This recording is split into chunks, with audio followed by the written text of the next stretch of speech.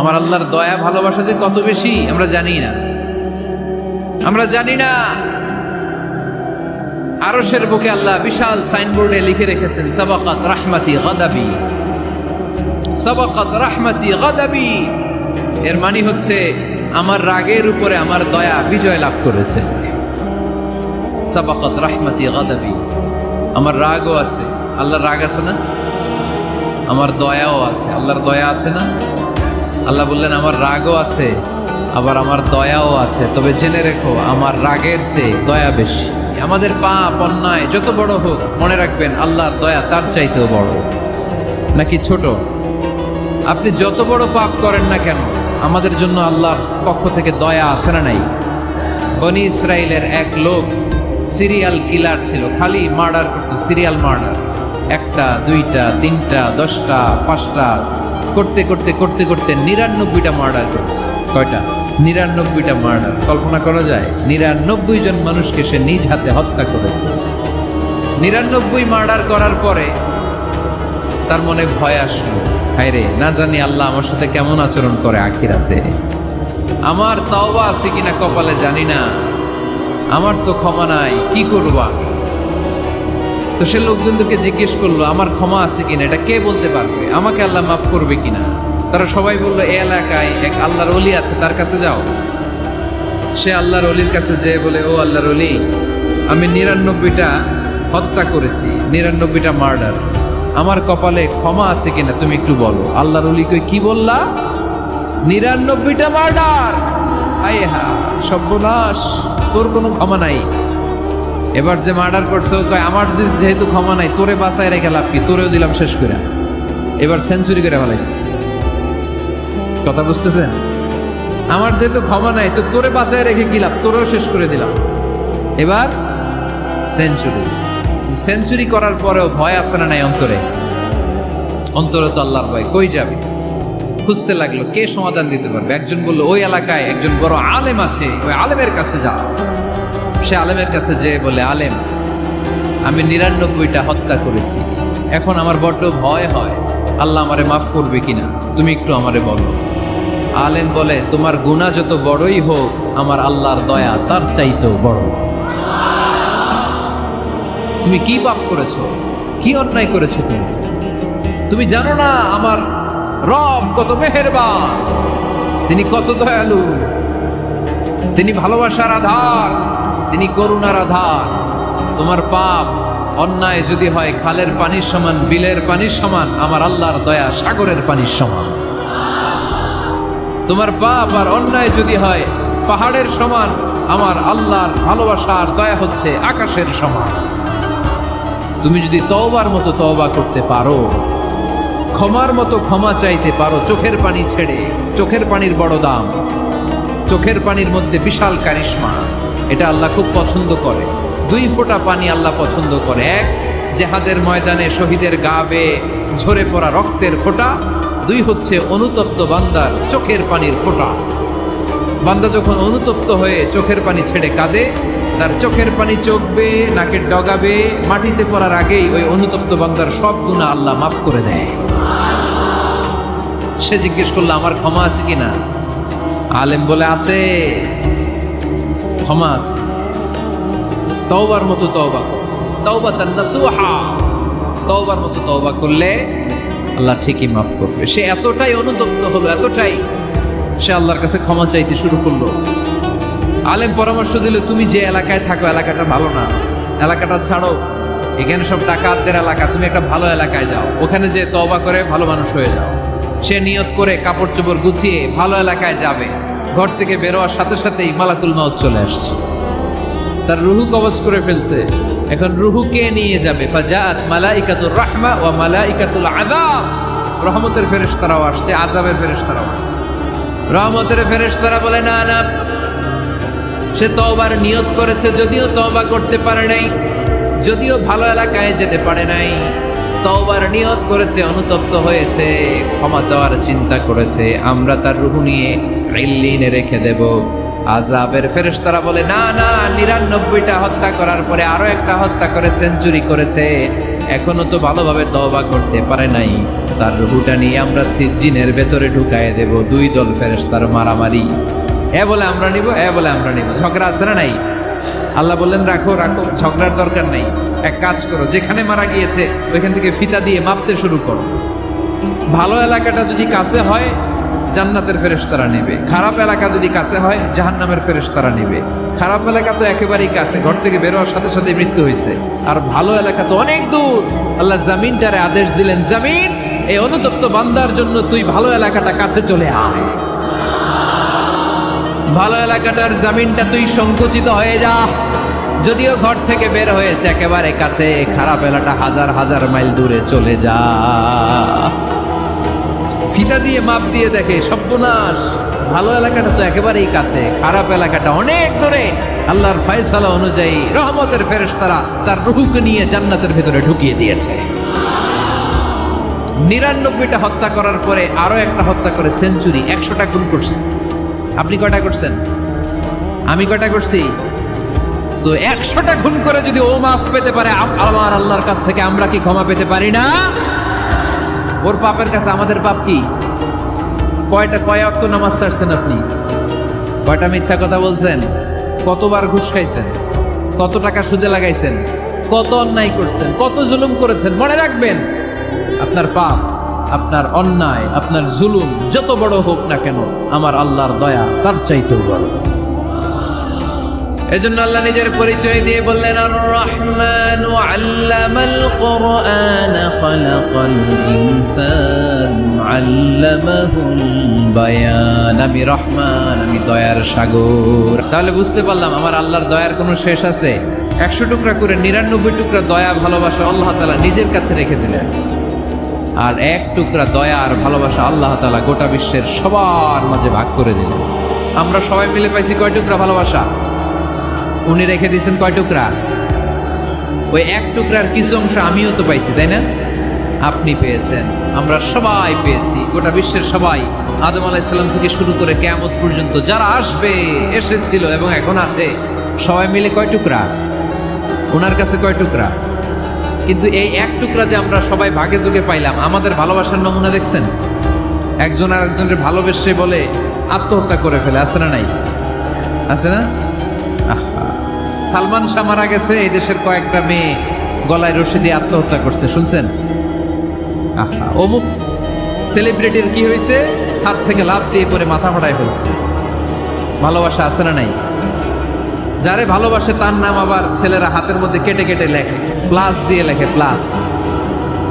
ধরেন আব্দুল্লাহ প্লাস শামিমা, তো এ plus S, রক্ত দিয়ে লেখে, রক্ত।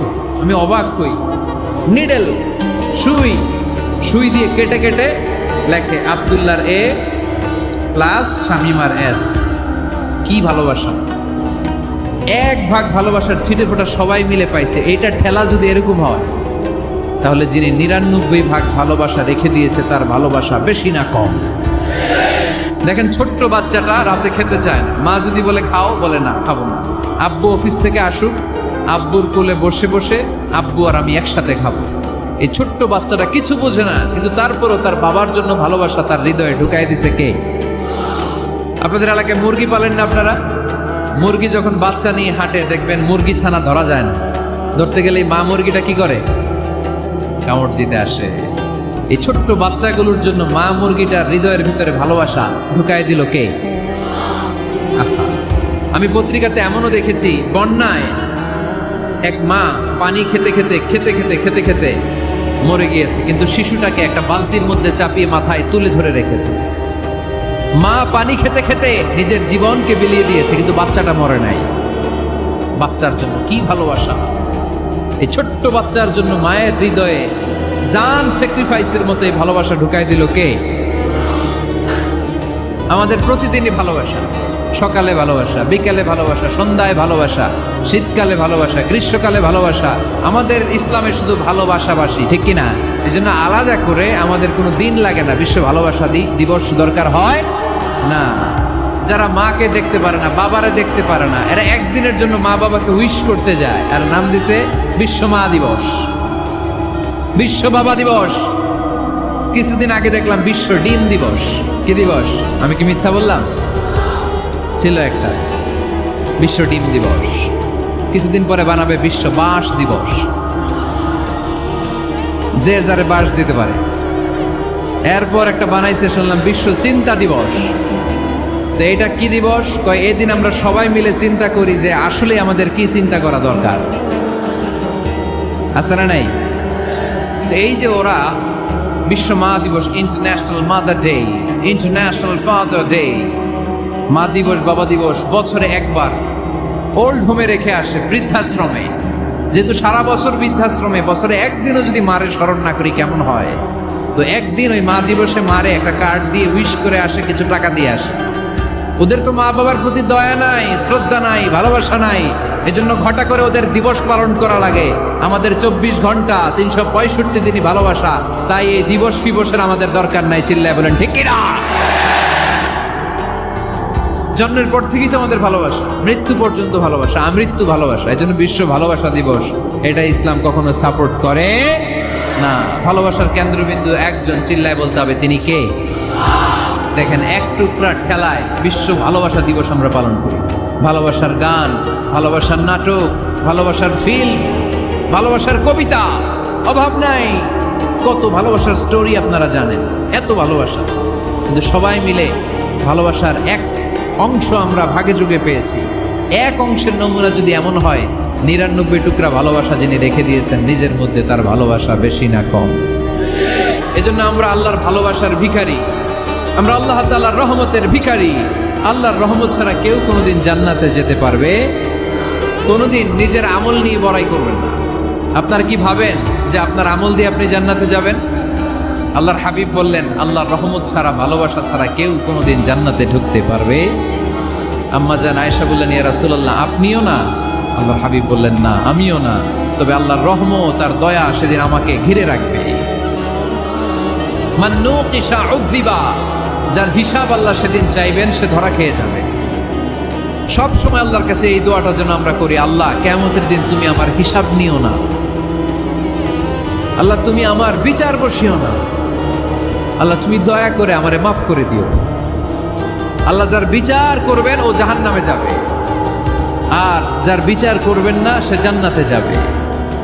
আল্লাহ যদি বিচার করে আর পাই টু পাই হিসাব নেয়, নামাজ পড়লি না কেন, রোজা রাখলি না কেন, মিথ্যা বললি কেন, খাদ্যে ভেজাল দিলি কেন, মাছে ফরমালিন দিলি কেন, যৌতুক খাইলি কেন, ঘুষ খাইলি কেন, উল্টাপাল্টা করলি কেন, জিনা করলি কেন, একটার পর একটা প্রশ্ন বানে যদি সেই ভয়ঙ্কর দিনে আল্লাহ আমাদেরকে জর্জরিত করে, আমাদের কোনো উত্তর আছে? সেদিন আমাদের বাঁচার কোনো উপায় আছে?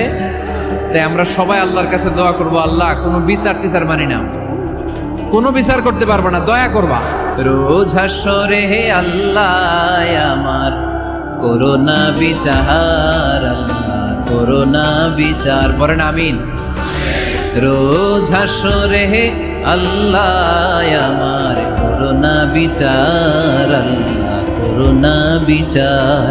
বিচার চাহি না তব দয়া চাহে এ গুনাহগার, আল্লাহ করোনা বিচার, পড়েন আমিন। তিনি যদি দয়া করেন তবেই আমরা জান্নাত যেতে পারবো, ঠিক কিনা? এজন্য আল্লাহ বললেন, আর রহমানু আল্লামাল কুরআন খালাকাল ইনসান আল্লামাহুল বায়ান। আমি হলাম রহমান। কাফেররা বলে রহমানকে জানি না, রহমানকে চিনি না। আল্লাহ বলে রহমানকে চিনে না, আমার নাম রহমান, আমি দয়ালু, আমি মেহেরবান, ঠিক কিনা? এজন্য প্রতিদিন সূরা ফাতিহায় দ্বিতীয় আয়াতটা আমরা কি পড়ি? আর রহমান আর রাহিম, ঠিক কিনা? তিনি দয়ার সাগর, তিনি মায়ার সাগর। আমরা বললাম, আল্লাহ ঠিক আছে আমরা বুঝেছি আপনি দয়ার সাগর, আর আপনি কি করেন? দ্বিতীয় আয়াতে আল্লাহ বললেন, আল্লামাল কোরআন, আমি কোরআন শিক্ষা দেই। শুধু দয়ার সাগর হয়ে আমি আল্লাহ বসে থাকি নাই, তোমাদের হেদায়েতের জন্য আমি কোরআন নাজিল করে দিয়েছি। আল্লামাল কোরআন, আমি কোরআন শিক্ষা দেই। আমাদেরকে কোরআন শিখিয়েছে কে? বিশ্বনবীকে কোরআন শিখিয়েছে কে? আল্লাহ। এজন্য দুনিয়াতেও যারা কোরআন শিখায় তাদের মর্যাদা বাড়ায় দেয় কে? বাংলার জমিনে যারা কোরআন শরীফ শিখায় এদের মর্যাদা সবচেয়ে কম, এদের বেতন সবচেয়ে কম। এরা সমাজে সবচেয়ে বেশি অবহেলিত, ঠিক কি না? আল্লাহর কাছে এরা সবচেয়ে বেশি সম্মানিত। আল্লাহর হাবিব বললেন, খায়রুকুম মান তাআল্লামাল কুরআনা ওয়া আল্লামাহু। তোমাদের মধ্যে আল্লাহ তাআলার কাছে সবচাইতে প্রিয় শ্রেষ্ঠ ওই মানুষটা যে নিজে কোরআন পড়ে আবার অন্যরে পড়ায় দেয়। সুবহানাল্লাহ পড়েন। আপনি যদি কাউরে শুধু সূরা ফাতিহাটা শিখান, কোন সূরা? সূরা ফাতিহাটা যদি শিখায় দেন, সে যতদিন সূরা ফাতিহা তেলাওয়াত করবে ওই তার তেলাওয়াতের একটা পার্সেন্টেজ সওয়াব আপনার আমলনামায় আছে না নাই? সে যদি আবার আরেকজনের শিখায়, ওই লোক যদি আবার আরেকজনের শিখায় দেয়, এরকম যতজনকে তারা শিখাবে প্রত্যেকের তেলাওয়াতের একটা পার্সেন্টেজ সওয়াব আপনার আমলনামায় ঢুকায় দিবে কে? এজন্য কোরআন নিজেও শিখবো, অন্যকেও শেখাবো। রাজি আছেন তো? না খেয়ে না পড়ে অল্পতে তুষ্ট থেকে যারা শুকরিয়া করে এরা আমাদের আইম্মাতুল মাসাজিদ, মসজিদের ইমামরা, মসজিদের মুয়াজ্জিনরা। এক একটা মসজিদের মুয়াজ্জিনের গলা হবে এরকম বিশাল উঁচু। কিয়ামতের ময়দানে সবাই আমরা এর দিকে তাকায় থাকবো, কিরে ভাই তোর গলা উঁচু কেন? সে বলবে, আমার এই গলা দিয়ে প্রতিদিন 5 বার আমি আজান দিয়েছি। কিয়ামতের ময়দানে ঠিকই সম্মানিত, দুনিয়ায় আমরা চিনলাম না ওনাদেরকে। সেদিন আল্লাহ কোনো এক্সকিউজ গ্রহণ করবে না। সব পারো, হিন্দি তো ঠিকই কইতে পারো। হিন্দিতে কথা কইতে পারে না ছেলেপেলেরা? হিন্দি সিনেমা এমন দেখা দেখে হিন্দিতে কথা কইতে পারে। তো হিন্দি ভাষা বুঝতে পারলে, শিখতে পারলে আরবি পারলা না কেন? কোনো এক্সকিউজ, ওজর, আপত্তি সেদিন আল্লাহ গ্রহণ করবে? আসুন আমরা কোরআন পড়ি, প্রতিদিন একটা আয়াত হলেও কমপক্ষে আমরা যেন কোরআনের অর্থ পড়ি, বঙ্গানুবাদ পড়ি। রাজি আছেন তো? তো এই যে স্মার্টফোন আসছে স্মার্ট বানাইতে, যেই ফোনের মধ্যে কোরআন নাই সে আনস্মার্ট, ঠিক কিনা? যার মোবাইলের ভেতরে কোরআনের অ্যাপস আছে, ডাউনলোড করে অ্যাপস রেখেছে, সেই হচ্ছে আসল smart. He is the real hero, he is the real smart. এজন্য মোবাইলের অ্যাপসের ভেতরে কোরআন ঢুকাইতে হবে।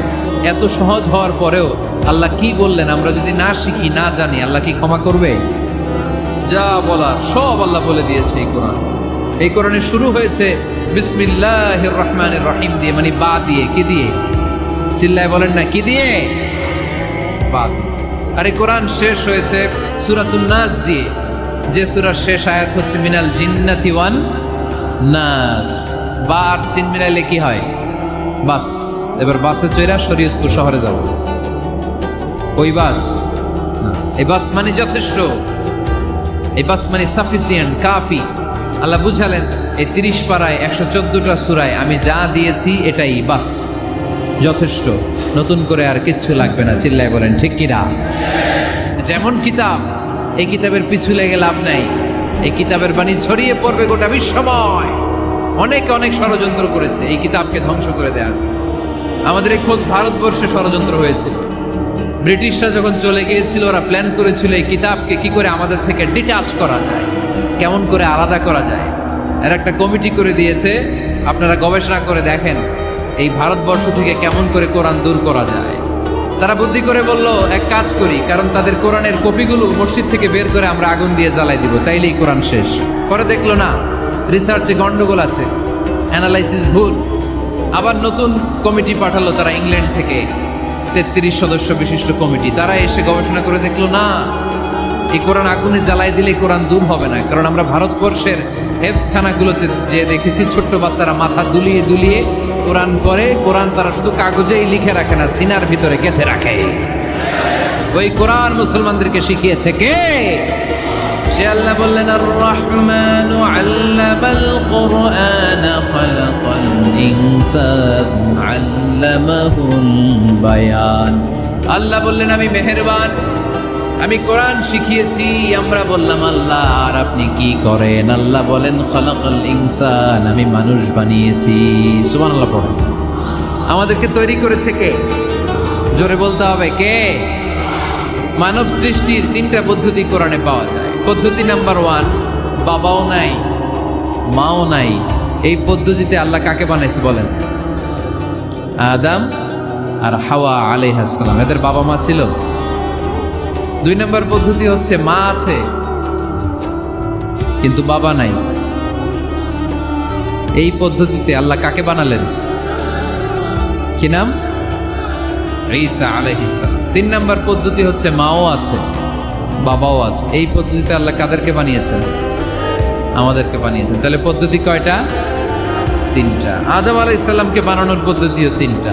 প্রথমে আল্লাহ তিন লাজিব এঁটেল মাটি নিলেন, তারপর নিলেন হামাইম মাসনুন কাদামাটি, তারপরে এটারে বানালেন ঠনঠনে শুকনো মাটি। সাইয়েদনা আদম আলাইহিস সালামের অবয়ব তৈরি করলেন 60 হাত লম্বা করে। সাইয়েদনা আদম আলাইহিস সালামকে যখন আল্লাহ বানিয়েছেন কয় হাত লম্বা? সহিহ বুখারীর বর্ণনা, লাম্মা খালাকাল্লাহু আদামা ওয়া কানা তুলুহু 60 যিরাআন। আল্লাহ তাআলা যখন আদম আলাইহিস সালামকে বানালেন 60 হাত বা 60 গজ লম্বা করে বানালেন। আপনারাও যারা জান্নাতে যাবেন 60 হাত লম্বা হয়ে জান্নাতে ঢুকবেন। কয় হাত লম্বা? সুবহানাল্লাহ পড়বেন না? আদম আলাইহিস সালামকে বানালেন। আবার মায়ের পেটে যে আমরা বড় হলাম, এইখানেও আমাদের তিনটা ক্যাটাগরি, তিনটা ধাপে তিনি আমাদেরকে বানালেন। মায়ের পেটে 9 মাস কি করছিলেন মনে আছে আপনাদের? শরীয়তপুরের ভাইরা মনে নেই কেন? হ্যাঁ, আমাদের কারোরই মনে নাই, ঠিক কিনা? এই 6 মাস 8 মাস কই যে ছিলাম, কোথায় ছিলাম আমরা মনে করতে পারি না। স্মৃতির পাতা হাতড়িয়ে যত পিছনে যাই আর ভুলতে থাকি। মনে আছে ছোটবেলার কথা? মনে নাই। আমরা সবাই কিন্তু এত বড় ছিলাম না ভাই, ছোট্ট ছিলাম, ছোট্ট। মায়ের জরায়ুর দেয়ালের মধ্যে লেপ্টে ছিলাম। নুতফা, আলাকা, মুদগা, sperm drop, blood clot and the little flesh. ছোট্ট নাপাক পানি ছিলাম। ওইটারে আল্লাহ বড় করতে আরম্ভ করলেন। বড় করতে করতে রক্তপিণ্ড বানালেন।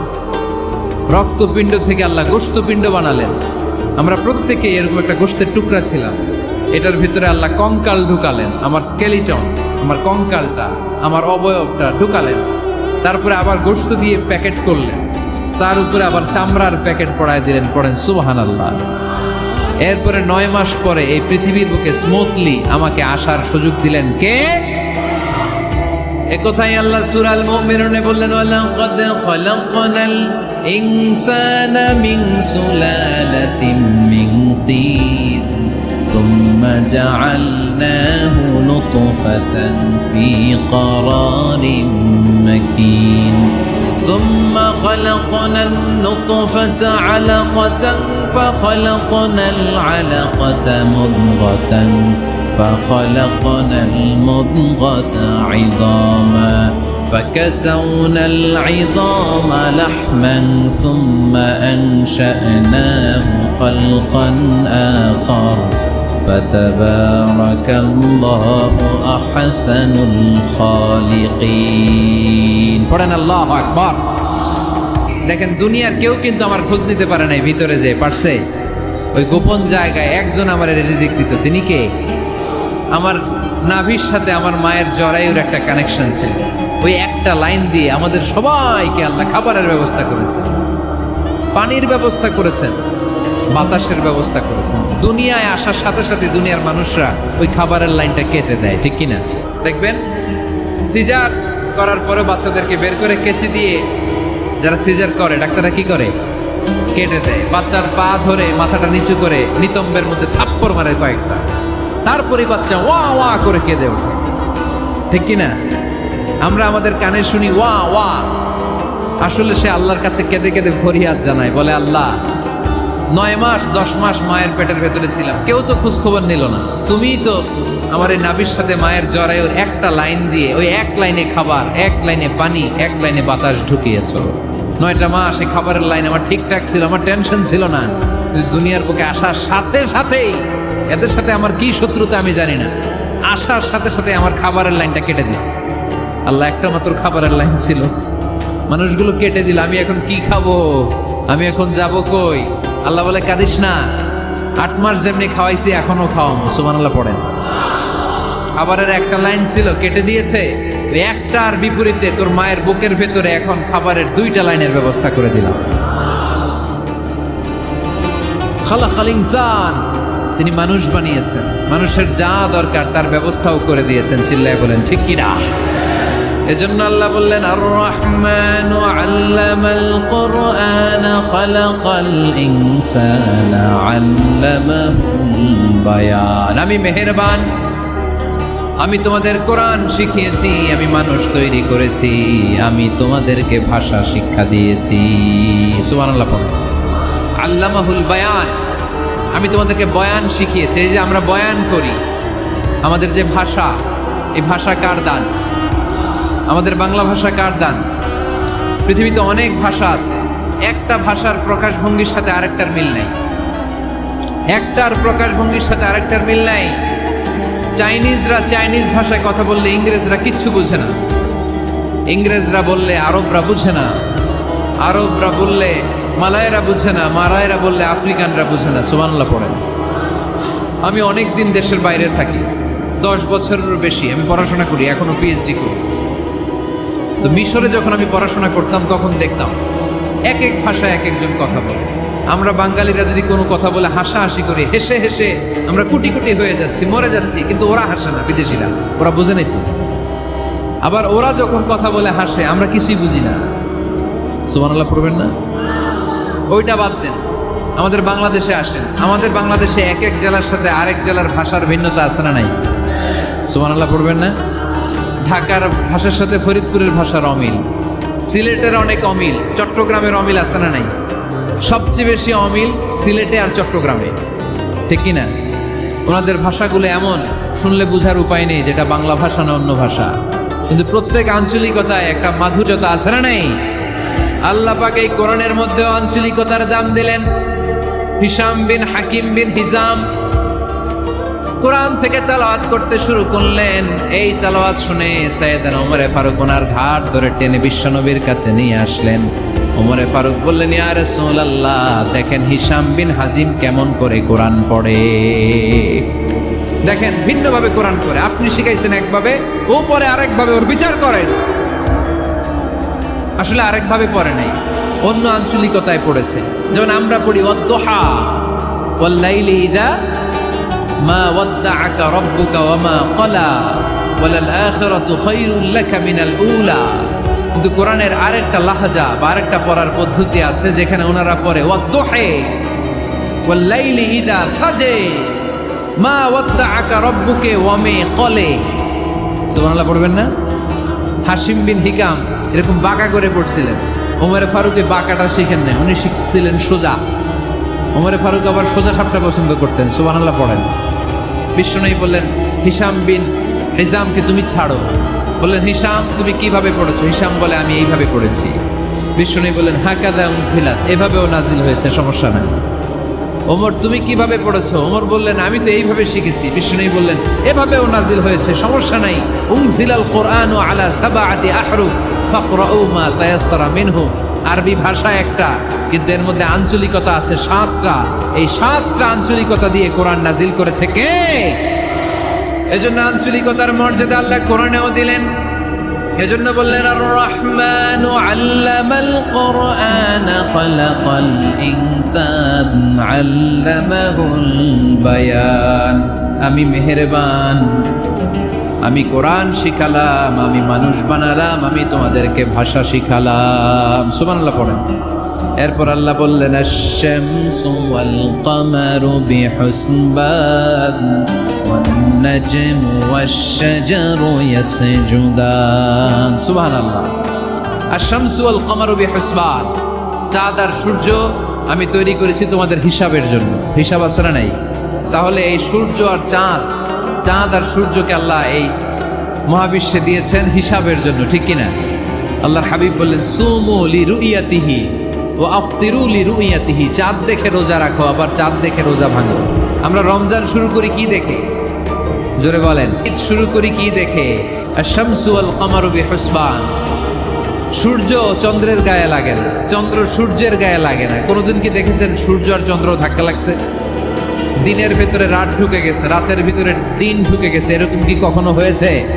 সব কিছু একজনের আইন মানে, চিল্লায় বলতে হবে, তিনি কে? এরপরে আল্লাহ বললেন, ওয়ান নাজমু ওয়াশ-শাজারু ইয়াসজুদান। আকাশের তারকারাজি আর বৃক্ষমালা একজনকে সিজদা করে, তিনি কে? আকাশের তারাগুলো আল্লাহরে সিজদা করে, কিন্তু আমরা আল্লাহরে সিজদা করতে চাই না। গাছগুলো আল্লাহর জিকির করে, কিন্তু আমরা জিকির করতে চাই না, ঠিক কি না? অস্ট্রেলিয়ার সিডনি শহরে একটা জঙ্গল আছে। ওই জঙ্গলে একটা গাছ আছে, গাছ। ওই গাছটা টু দ্য ডাইরেকশন অফ কেবলা, কেবলামুখী হয়ে মানুষের মতো রুকু করে আছে একটা গাছ। সুবহানাল্লাহ কইতে বললেন না? ক্যালেন্ডারে দেখা যায়, পত্রিকায় দেখা যায় গাছ রুকু করে আছে। আমরা রুকু করি না, আমরা সিজদা করি না। কিয়ামতের দিন আল্লাহ বলবে আমারে সিজদা দিয়ে দেখা। আপনারা যারা নামাজ পড়েছেন, সিজদা দিয়েছেন, তারা আল্লাহু আকবার বলে সিজদায় লুটিয়ে পড়বে। আর যারা নামাজ পড়ে নাই, তারা শত চেষ্টা করেও তাদের পিঠকে বাঁকা করতে পারবে না। এই জন্য 5 ওয়াক্ত সালাত জামাতের সাথে পড়ার দরকার আছে না নাই? যে সব সময় আমরা ভরসা রাখবো একজনের উপর, তিনি কে? আমাদের গুনাহ যত বড়ই হোক, আল্লাহর দয়া তার চাইতেও বড়। সূরা আর রহমানের শিক্ষা হচ্ছে আমাদের পাপ, অন্যায়, গুনাহ যত বড় হোক না কেন, আল্লাহর দয়া তার চাইতেও বড়, ঠিক কিনা? এজন্য নিরাশ হবেন না, হতাশ হবেন না। আপনি যত পাপ করেন না কেন, অনুতপ্ত হলে ওযু করে এসে জায়নামাজটা বিছিয়ে 2 রাকাত নামাজ পড়েন, পাপের কথাগুলো স্মরণ করেন, ক্ষমা চান। চাওয়ার মতো চাইলে সব গুনাহ মাফ করে দিবে কে?